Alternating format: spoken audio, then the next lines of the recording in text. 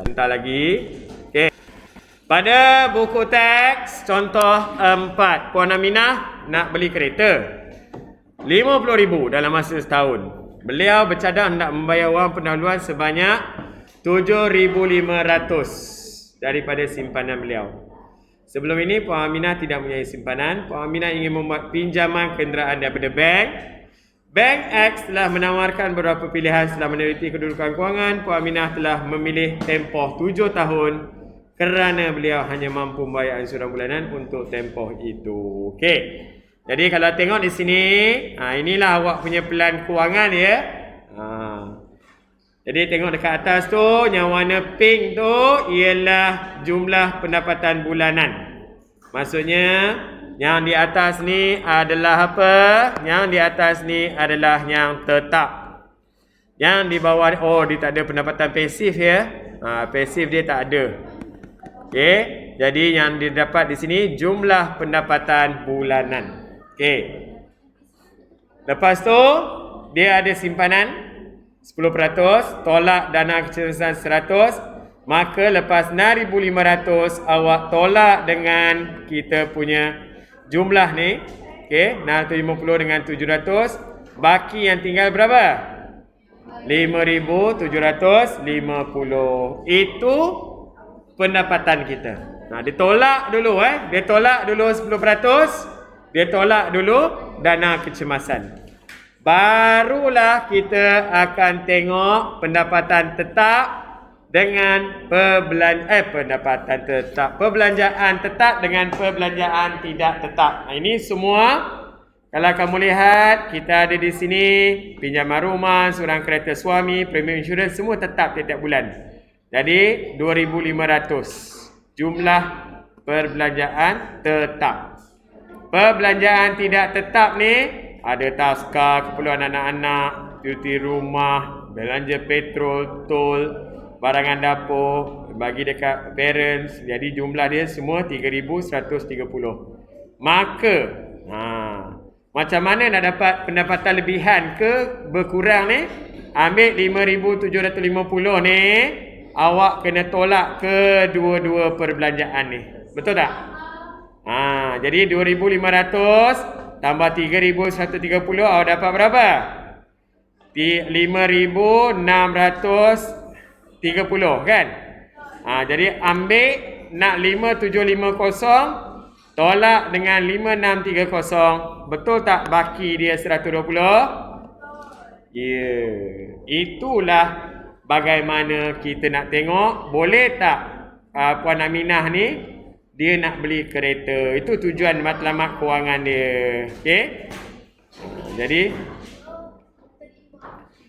pelan kewangan keluarga dan aliran tunai sebenar. Ini yang sebelah kanan tu aliran tunai sebangan. Aliran tunai sebenar. Yang tengah-tengah tu pelan kewangan dia. Pelan dia je. Kalau tengok ni tak banyak beza pun Okey. Pendapatan masih sama.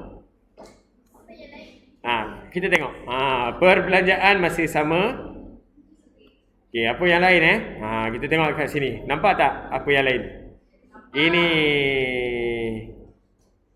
Apa berbeza tu? Barangan dapur. Ikat perut lah nak beli kereta baru. Yang lain ada beza tak? Tak ada kan? Semua sama itu je. Jadi pendapatan pelan kewangan dia, perbelanjaan barangan dapur dapat dikurang sebanyak 100. Jadi berjimat dapatlah tambah daripada 120 tadi, pelan kewangan dia dapat jadi 220. Dapat datang mana lagi 100 ni daripada pengurangan barangan dapur. Dia nak beli apa? La ilaha illallah, dia nak beli kereta. Kau ingat dah, kau tak beli lagi Ini barang dapur. Tengoklah kat mana kau shopping Okey, berdasarkan perancangan, adakah matlamat kewangan dapat dicapai? Adakah Puan Aminah seorang bijak mengurus kewangan? Adakah Puan Aminah menggunakan pendekatan smart untuk mencapai matlamat kewangan beliau? Jadi Di sini boleh tengok dia punya penyelesaian dia lah. Okey. Jadi kalau lihat dia ada lebihan 300. Beliau ada 220 setiap sebulan. Okey, dia seorang yang bijak lah kalau kita lihat. Beliau berbelanja keperluan asas, mengutama perlindungan, beli insurans dan tidak mempunyai hutang seperti hutang kad kredit. Adakah dia guna SMART? SMART tu apa? Specific, measurable, attainable, realistic, time bound ataupun spesifik. Dia nak beli kereta. Measurable ni maksudnya boleh diukur. Wang pendahuluan sebanyak 7,500. Attainable boleh dicapai. Okey, dalam masa setahun boleh tak dicapai? Boleh, sebab kalau tengok dekat sini simpanan dia berapa? 650 sebulan. Bila darat 12 lebih daripada yang dia target. Dia target berapa? 7,500. Okey, realistik dan time bound. Okey. Ini di dalam contoh dalam buku teks. Sekarang tolong lihat pula contoh dalam buku PBD kita, muka surat 169. 168 tu contoh. Okey, boleh lihat juga contoh tu, tapi kita akan teruskan dengan pengiraan kita lah. Okey. Asrul merupakan seorang pemasar digital dan menerima gaji sebanyak 2,850. Okey, dia dah tulis dekat sana 2850. Asrul bercadang membeli sebuah mesin basuh. Tadi beli kereta. Ni nak beli mesin basuh. Harga dia 950 dalam masa sebulan. Jadi di bawah menunjukkan peluang kewangan Asrul hingga bulan Mei. Okey, jadi kita tengok. Aliran tunai sama-sama. Okey, tolak simpanan bulanan bagus 10%. Ada simpanan kecemasan bagus, baki pendapatan sama. Okey, sama je Okey, sama ni baki pendapatan yang perlu kita tolakkan dengan perbelanjaan bulanan. Okey. Kalau lihat di sini perbelanjaan tetap bulanan sama. Cuba tengok pada perbelanjaan tidak tetap sudah tambah le. Apa yang tambahnya cikgu? Okey, tengok ni. Ini 1370. Yang sebenar jadi 1390. Datang mana? Ini ada tambah 100. Ini ada kurang 100. Ini ada tambah lagi. Berapa? Ini pun tambah juga. Ini pun tambah juga. Semua tambah. Ada tambah, ada yang tolak, ada yang ni last kali. Dia punya perbezaan dia berapa sana? RM20 kan? Mana nak tahu beza dia? 2365 tolak 800 tolak 1370, awak akan dapat yang ini 195. Kalau ikut dia punya plan. Tapi dia punya yang sebenar, bila kita tolak dapat 175 sahaja pendapatan lebihan dia. Okey, dia nak beli harga berapa kelas? 950. Cukup tak duit dia? Kenapa?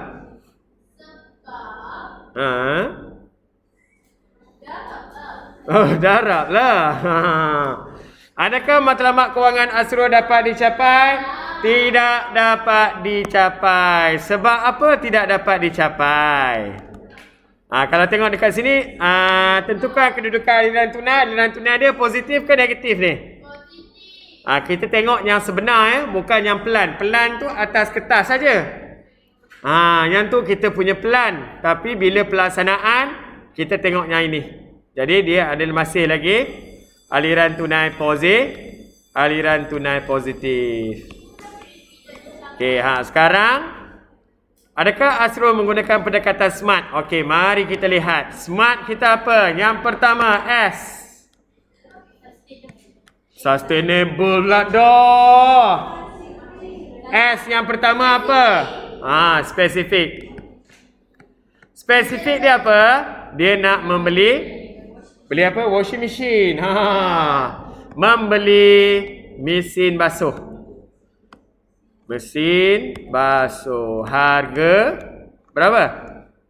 950. Yang itu spesifik dia. Dalam masa sebulan Dalam masa sebulan memang tak boleh lah. Lepas S yang pertama, kita pergi M. Measurable ataupun boleh diukur lah. Dalam bahasa Inggeris, measurable. Boleh diukur ke tak boleh diukur ni? Boleh lah. Dia boleh diukur, maksud dia macam mana? Dia nak simpan berapa? Kalau ni dia kena simpan dalam masa sebulan, 950 lah. Perlu menyimpan sebanyak berapa? RM 950 lah. Betul tak? Dia perlu ada lebihan 950. Tapi memang tak capai lah. Sebab apa? Lebihan dia berapa? 175 je. Okay. A. Attainable. Boleh dicapai. Boleh dicapai ke?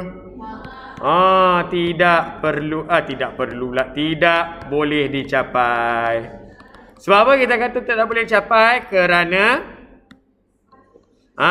lebihan pendapatan lebihan pendapatan lebihan hanya berapa? Hanya 175 je. Kalau dia kata setahun dia nak simpan, boleh lah. Ni sebulan nak beli dah. Tak ukur baju di badan sendiri. Nak beli iPhone 15. Tapi masih lagi belajar. Boleh ke? Boleh. Yang tu tak boleh lah cakap apa parents bagi. Kan? Okay, specific, measurable, attainable, R.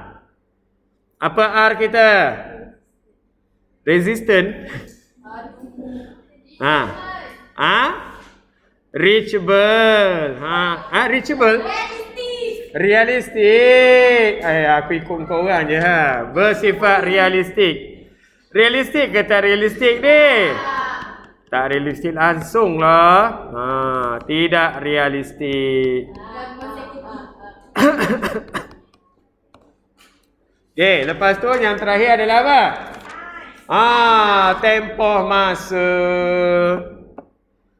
Time bound. Tempoh masa. Okay, tempoh masa dia sebulan. Tidak boleh lah. Tidak boleh dicapai dalam masa sebulan.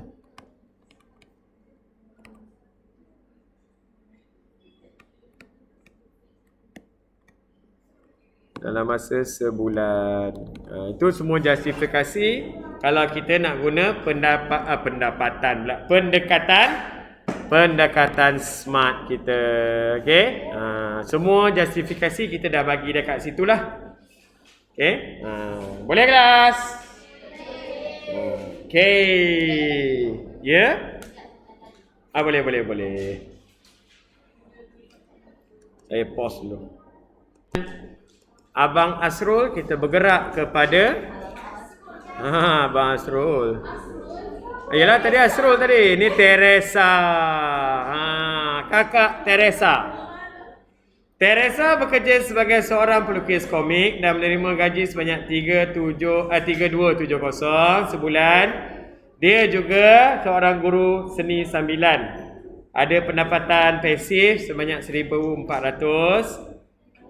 Tadi nak beli mesin basuh. Ni nak beli apa? Nak beli rumah. 165,000. Murahnya. Dia duduk kat kampung lah. Bermula Januari dia akan menyimpan sebanyak 350 bagi bayaran pendahuluan. Kita nak tengok lah. Bukan dia terus simpan 165,000 ya. Okey, iaitu sebanyak 10% dari harga rumah. Teresa merancang untuk membuat bayaran pada Januari tahun. Ini setahun Dia nak simpan bermula Januari. Kalau awak lihat, bermula Januari. Dan dia nak buat bayaran pada Januari tahun berikutnya. Boleh kelas? Okey, jadi kita nak tengok dulu. Pelan kewangan dia. Okey, sama je. Gaji dia, pendapatan dia.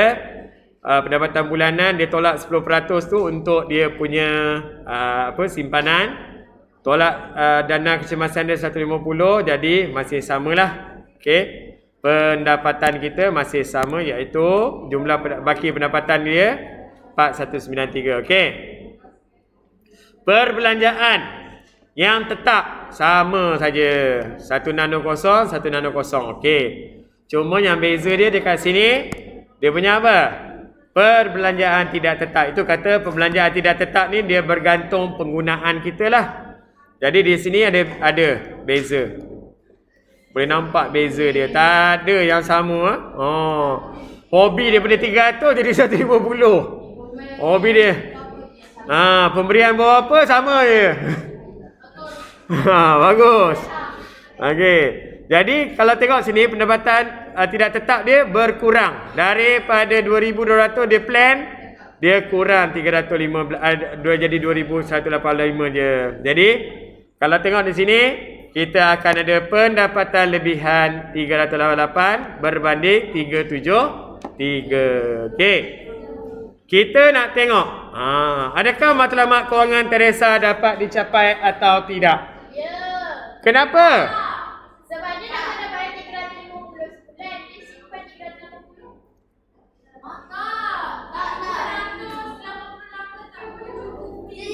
Okey. Dia nak beli, harga dia 165,000, betul tak? Okey. Dia nak simpan bayaran pendahuluan dia 10% ni kak. Jadi kalau kita nak tengok dia punya down payment ataupun bayaran pendahuluan dia, bayaran pendahuluan yang dia perlu bayar adalah 10% daripada 165,000. Maksud 2020 jadi berapa? 16,500 kan? Betul tak? Kalau 16,500 dia buat dalam masa setahun, kita bagi dengan 12. Betul tak? Jadi bulan-bulan dia kena ada berapa? 16,500 bahagi dengan 12 bulan. 1,375 kak. Nampak sangat lah, dia hanya 375 boleh? Tak, 375 boleh. 1,375 tak boleh. Faham tak? Ni, kalau dia kena simpan 375, boleh lah. Sekarang dia kena simpan berapa? 1,375. Jadi kalau lihat dekat sini, dia hanya lebihan dia berapa je? 388. Jadi adakah dapat dicapai? Minta maaf kakak. Tidak dapat dicapai juga. Tidak. Berapa kali dah? Dapat dicapai. Okey, kedudukan kewangan dia okeylah, kita katalah kedudukan aliran tunai positif. Nombor 2 tu kedudukan aliran tunai dia adalah positif sebab tak adalah sampai negatif. Masih positif. Okey, adakah Teresa menggunakan perkataan smart untuk mencapai matlamat? Ni kita kena tengok matlamat kewangan dia apa. Dia nak simpan 10% daripada harga rumah tadi kan? Maksudnya dia punya matlamat kewangan adalah dia nak simpan 16,500. Itu matlamat kewangan dia. Jadi kalau kita lihat di sini, kita nak guna kaedah smart. Okey, smart kita, S kita yang pertama spesifik. Spesifik dia menyimpan 10% kan? RM pula. 10% ataupun RM 1,000 berapa tadi? 300 kan? 1375. 1375 sebulan. Okey, selama setahun lah kan? Untuk apa yang tu? Untuk bayaran duit muka dia. Okey. Lepas S kita adalah M. Boleh diukur. Kita tahulah bahawa dia perlu simpan RM 1375 selama setahun. Okey. 1375 sebulan. Bukan dalam masa setahun tu nak simpan 1375, lebih lah dia dapat kan. Okey. Lepas tu A, attainable. Boleh dicapai tak? Mana boleh. Yang ni boleh dicapati je. Kan aku tulis dah. Dia boleh dicapai? Tidak boleh dicapai. R tadi apa R tadi? Realistik. Realistik tak realistik? Tidak realistik. Tidak realistik kerana apa? Kerana dia punya pendapatan lebihan bukan sikit sangat. Lebihan hanya RM388 sebulan. Tak realistik lah. Kita nak simpan 1375. Yang dia boleh simpan 388 sebulan. Memang tidak realistik.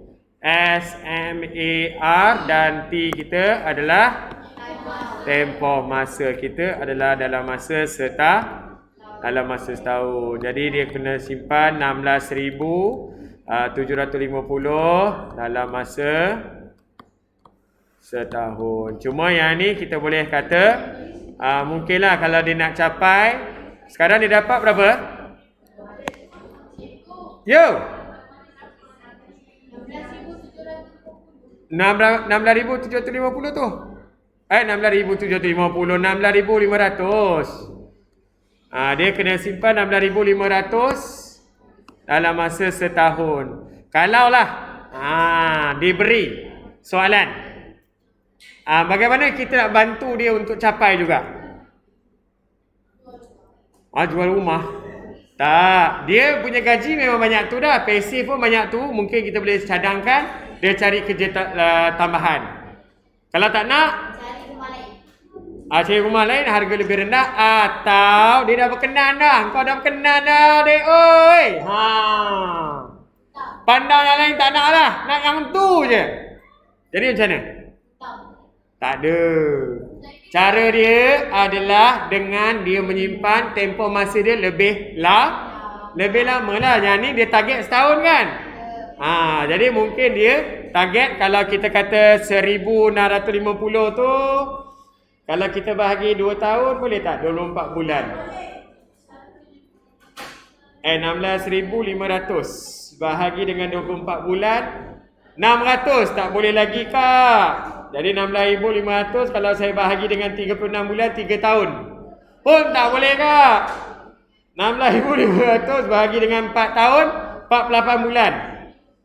Boleh dah. Baru boleh. Maksudnya kita boleh cadangan kita daripada setahun tu tukarlah jadi 4 tahun, 48 bulan. Jadi 16,500 bahagi dengan 48 bulan baru dapat RM343.75. Boleh lah. Sebab dia dapat berapa lebihan dia? 388. Barulah realistik kan? Itu cadangan kita sahaja. Cadangan diterima atau ditolak? Fikirlah sini okey. So soalan nombor bukan nombor C. C kita. Ini awak cuba buat senang. Ingat nak buat sekali. Nak buat sekali ke?